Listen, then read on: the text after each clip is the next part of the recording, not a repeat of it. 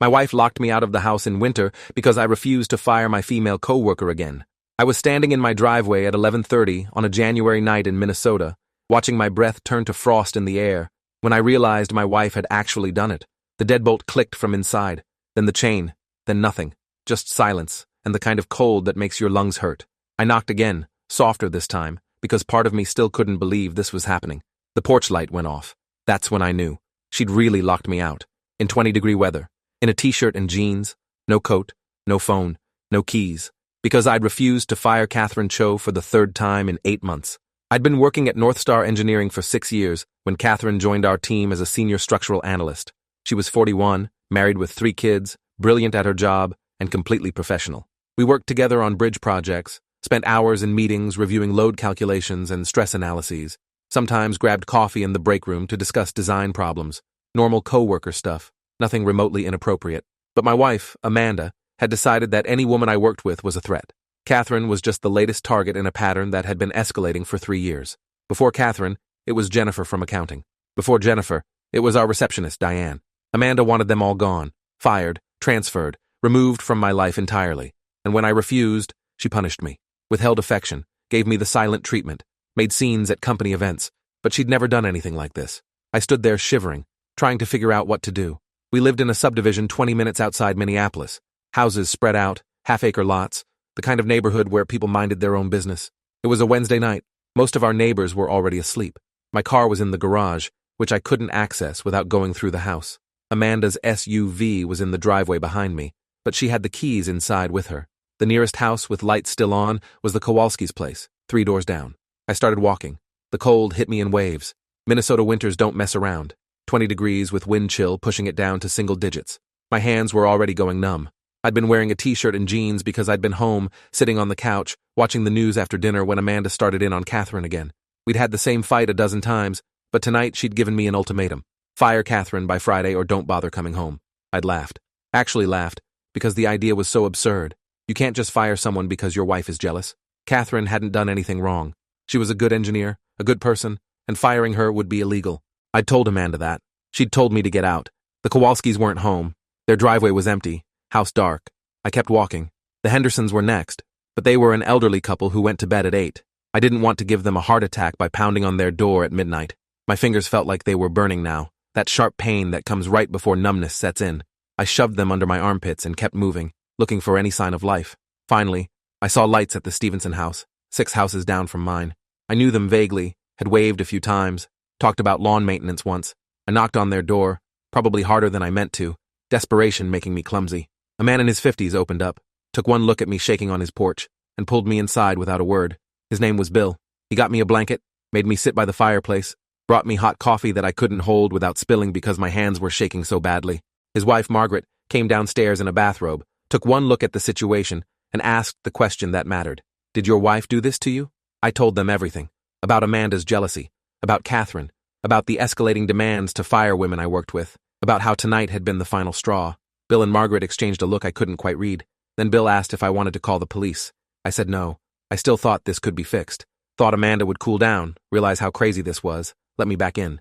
Bill didn't push it. He let me use his phone to call my boss, Richard Fuller, who lived 15 minutes away and agreed to come get me without asking too many questions. I waited in the Stevensons' living room, feeling the circulation slowly return to my fingers, trying not to think about what this meant for my marriage. Richard showed up at 12:30. He was 62, had run North Star Engineering for 20 years, and treated his employees like family. When he saw me sitting there wrapped in a blanket, his face went hard. What happened? I explained. Kept it brief. Wife got jealous, locked me out, needed a place to stay. Richard didn't ask questions, just drove me to his house, set me up in his guest room, and told me to take the next day off. If you are enjoying this story already, please subscribe to see more stories like this. I didn't sleep, couldn't stop replaying the night, trying to figure out where it had all gone wrong. Amanda and I had been married for 9 years, met at a friend's wedding, dated for 18 months, got married in a courthouse ceremony because neither of us wanted anything fancy. The first few years were good, happy even. We both worked, split bills, talked about maybe having kids someday.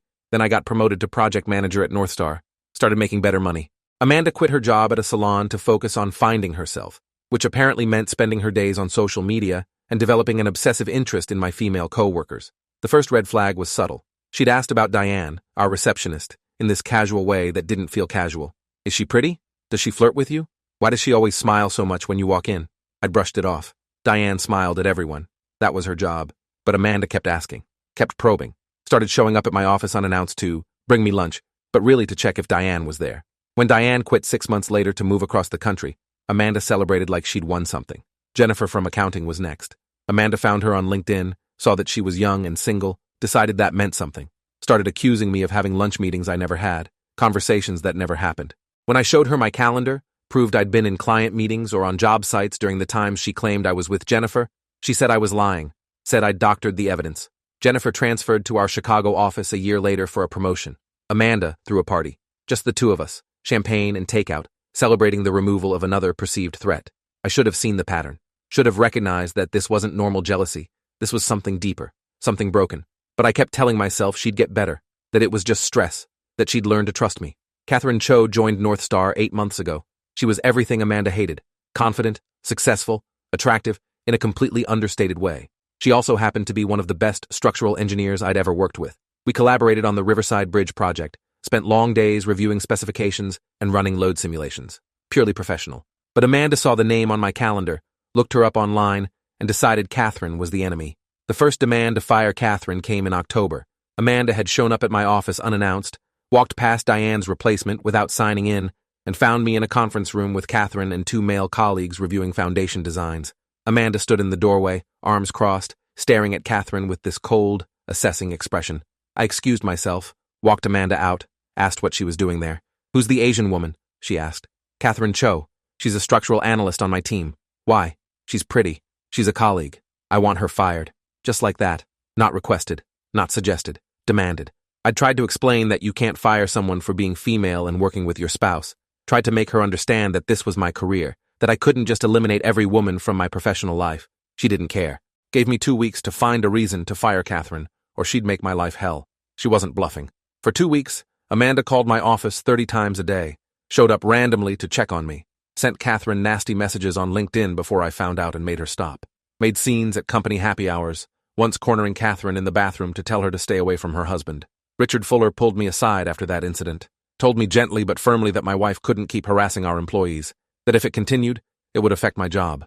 I'd gone home that night, told Amanda she needed to stop, that she was jeopardizing my career. She'd cried, said she was scared of losing me, said Catherine was trying to steal me away, said if I really loved her, I'd prove it by getting rid of the threat. I'd refused. She'd slept in the guest room for a month. The second demand came in November. Amanda had somehow gotten access to my work email, read through every message between Catherine and me, found nothing inappropriate because there was nothing inappropriate, but decided the sheer volume of communication meant something.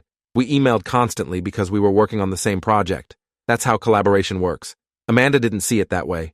Showed up at Thanksgiving dinner at my parents' house, pulled me aside, said she needed Catherine gone by Christmas. When I said no, she left. Just walked out of my parents' house, drove home, locked herself in our bedroom for 3 days. My mother asked what was wrong. I didn't know how to explain it. Didn't want to admit that my wife was falling apart over imaginary threats. The third demand came last week.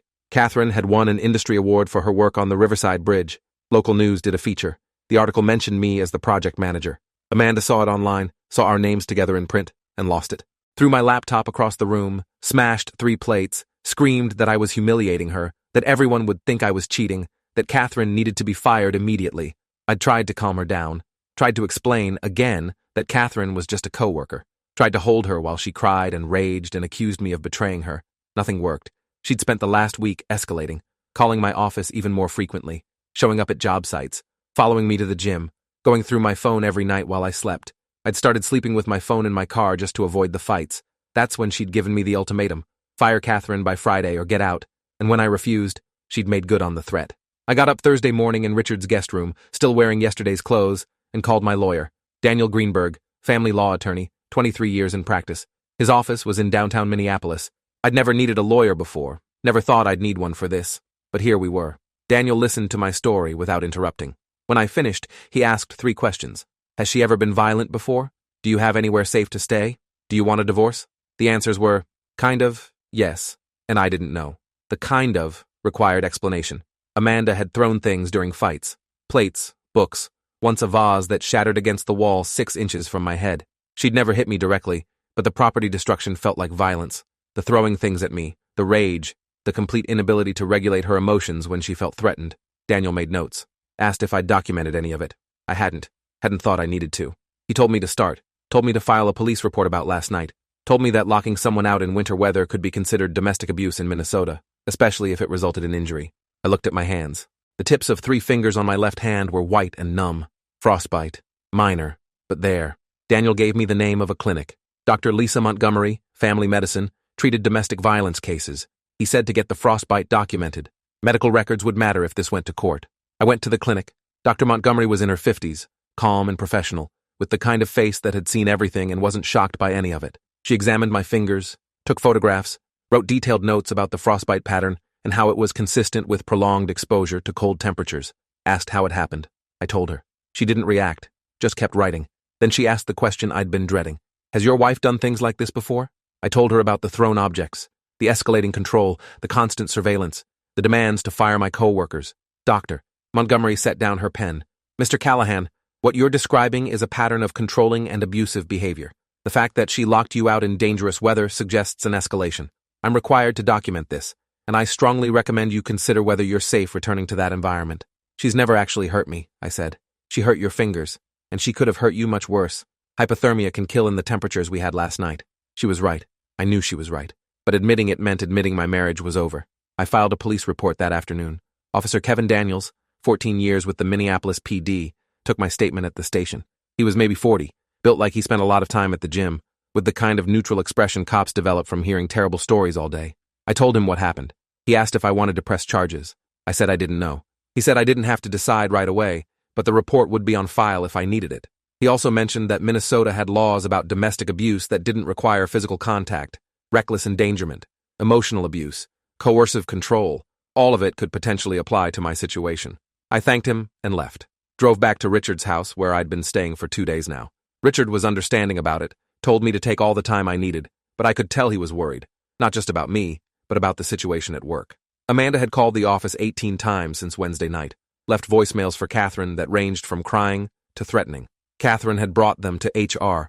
Our HR director, Patricia Brennan, 30 years in human resources, had already started building a file. Patricia called me Friday morning, asked if I could come in for a meeting. I drove to the office, went up to the 3rd floor where HR was located, found Patricia waiting in her office with 2 folders on her desk. One had my name on it. One had Catherine's. We have a situation, Patricia said. She opened Catherine's folder first. Inside were printed voicemails, transcribed emails, screenshots of LinkedIn messages, all from Amanda, all sent to Catherine over the last 8 months.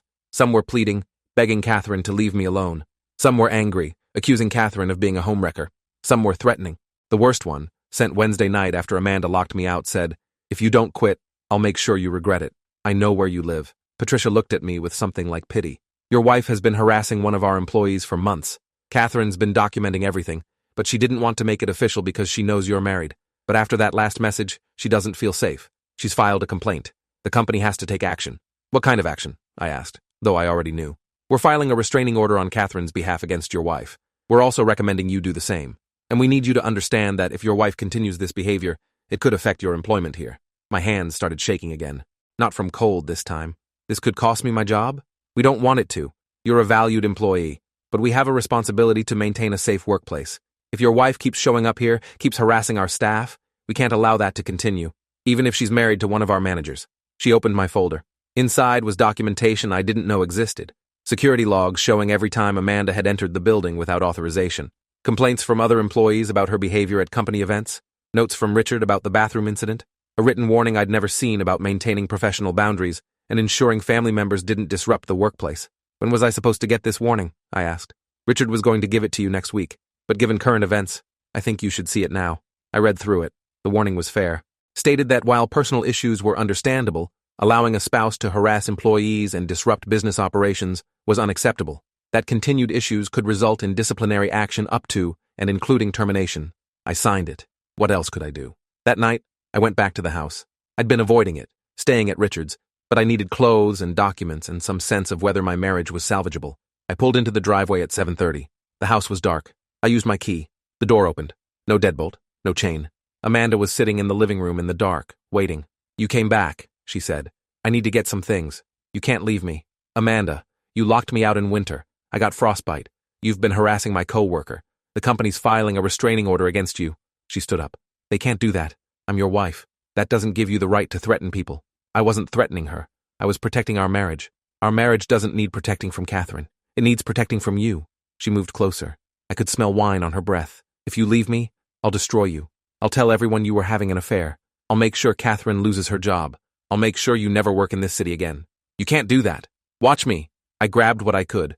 Clothes, laptop, important documents. Threw them in a bag while Amanda followed me through the house, alternating between crying and threatening, begging me to stay and promising to ruin me if I left. I made it to my car, threw the bag in the back seat, and drove away. In my rearview mirror, I saw her standing in the driveway, screaming something I couldn't hear. I went back to Richards, told him I needed another few days. He said I could stay as long as I needed. I called Daniel Greenberg, told him I wanted to file for divorce. He said he'd start the paperwork. The restraining order against Amanda was approved on Monday. Catherine had documented everything, and the threats were clear enough that the judge granted it without a hearing. Amanda was prohibited from contacting Catherine, coming within 500 feet of her home or workplace, or communicating with her in any way. The order would be in effect for 1 year. Amanda violated it within 24 hours. She showed up at North Star's parking lot Monday afternoon, sat in her car waiting for Catherine to leave work. Catherine saw her, called the police, and waited inside the building until officers arrived. Amanda was arrested for violating a restraining order, spent the night in jail, bonded out Tuesday morning. If this story keeps your interest, please subscribe to get more stories like this. I filed for divorce on Wednesday. Daniel submitted the petition to Hennepin County District Court, citing irreconcilable differences and Amanda's pattern of controlling behavior. Along with the petition, we filed for a personal restraining order protecting me from Amanda's harassment. We attached the police report about being locked out, the medical records documenting frostbite, Dr. Montgomery's notes about domestic abuse patterns, and testimony from the Stevensons about finding me on their porch in 20-degree weather. The judge granted a temporary restraining order. Amanda couldn't contact me, couldn't come to my workplace, couldn't approach me in public. The order included the house. I was granted temporary exclusive occupancy, meaning Amanda had to leave. She had 72 hours to collect her belongings and find somewhere else to stay. Amanda didn't take it well. She hired a lawyer, Michael Thornton, who specialized in contentious divorces. Thornton filed a counterpetition claiming I'd abandoned the marriage, that I'd been having an emotional affair with Catherine, and that Amanda's behavior was a reasonable response to my infidelity. It was all lies, but it was in the court record now. Daniel wasn't worried. She doesn't have evidence because there's no evidence to find. We have documentation of her abuse. Let her lawyer spin whatever story he wants. The facts are on our side. The facts were, I'd never been unfair to Amanda. Never cheated, never even considered it. Catherine and I were co-workers with a purely professional relationship. Amanda had created an entire narrative in her head based on jealousy and insecurity. And when I refused to enable that narrative by firing an innocent person, she'd escalated to abuse. The temporary restraining order hearing was scheduled for 2 weeks later. Both Amanda and I had to appear. I showed up with Daniel. Amanda showed up with Thornton and a completely different version of reality. She testified that I'd been emotionally distant for months, that I spent more time with Catherine than with her, that I'd refused marriage counseling, that when she'd asked me to set appropriate boundaries with a female coworker, I'd chosen the coworker over her, that she'd locked me out because I'd come home drunk and aggressive, and she'd been scared. Every word was a lie. I'd never been drunk and aggressive in my life. I'd never refused marriage counseling because she'd never asked for it, and choosing not to illegally fire someone wasn't the same as choosing them over your spouse. I testified next, told the truth, showed the medical records, showed the photographs of my frostbitten fingers, showed Dr. Montgomery's notes. The judge, Honorable Ruth Calloway, 63 years old, 30 years on the bench, listened to both sides without expression. Then she asked Amanda one question. Mrs. Callahan, you've claimed your husband was intoxicated and aggressive on the night in question. Do you have any evidence of this? Any photos, videos, witness statements, medical records showing he was treated for alcohol-related issues? Amanda hesitated. No, Your Honor, but I know what happened. You know what you claim happened. Mr. Callahan has medical records showing frostbite consistent with exposure to cold. He has a police report filed the next day. He has witness testimony from neighbors who found him on their porch in inadequate clothing in 20-degree weather. You have an unsupported claim that he was drunk and aggressive. I'm making the restraining order permanent. Mrs. Callahan, you are prohibited from contacting your husband, approaching him, or coming within 500 feet of his residence or workplace for 1 year. Violation will result in criminal charges. This court takes domestic violence seriously, regardless of the gender of the perpetrator or victim. Amanda's face went white. Thornton tried to object, but Judge Calloway cut him off. I've made my ruling. Court is adjourned. We walked out into the hallway. Daniel was pleased, said the permanent restraining order would help with the divorce proceedings, would establish a pattern of behavior that supported my claims. I just felt empty. The divorce took 6 months to finalize. Amanda fought everything, demanded half of my retirement account, half the value of the house, alimony despite having quit her job voluntarily, claimed she deserved compensation for emotional distress I'd caused by choosing my career over our marriage. Daniel pushed back on all of it, showed that Amanda had quit working by choice, that her jealousy and harassment had destroyed the marriage, that she'd committed domestic abuse.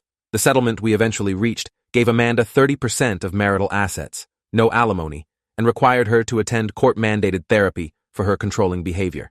The judge noted in the final decree that Amanda's pattern of jealous and abusive conduct was the primary cause of the marriage dissolution. Catherine kept working at North Star, never filed charges against Amanda, though she could have, said she just wanted it to be over. We remained colleagues, nothing more, nothing less, professional and friendly, like we'd always been.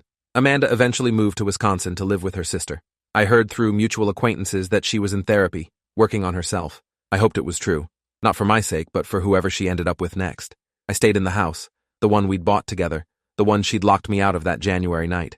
Some nights I'd stand in the driveway where I'd been standing when the deadbolt clicked, and I'd remember the cold. How my breath frosted, how my fingers burned and then went numb, how I'd stood there thinking she'd let me back in, that this was temporary, that she wouldn't really do this, but she had. And that moment, standing in my own driveway, locked out of my own house because I refused to destroy someone's career to appease my wife's jealousy, that was the moment I understood my marriage had never been what I thought it was. It had been built on her need for control and my willingness to accommodate it. And the moment I set a boundary, the moment I said no, it had crumbled. A year later, Catherine left North Star for a position at a firm in Denver. Better pay, bigger projects. We had a goodbye lunch with the whole team, wished her well, stayed in touch occasionally through LinkedIn. Her leaving didn't change anything about my life, because she'd never been the problem. The problem had been a wife who couldn't trust, who couldn't distinguish between professional collaboration and emotional betrayal, who'd rather destroy both our lives than face her own insecurities. I'm 43 now, divorced, living alone in a house that's finally starting to feel like mine. I date occasionally. Nothing serious. I'm careful now. Watch for red flags I missed before. Possessiveness, jealousy, the need to control. I won't ignore them again. Richard retired last year.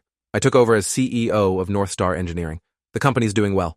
We've built 3 more bridges, expanded into commercial construction. I hired 2 new structural analysts last month. Both women. Both brilliant. I didn't think twice about their gender because it doesn't matter. What matters is competence, professionalism, the ability to do the job. That's what I learned from the whole mess with Amanda. That you can't let someone else's fears dictate your choices. That setting boundaries isn't betrayal. That sometimes the person who claims to love you is the one hurting you most. And that when someone shows you who they are, when they lock you out in the cold because you won't bend to their will, you believe them. Because they just told you everything you need to know.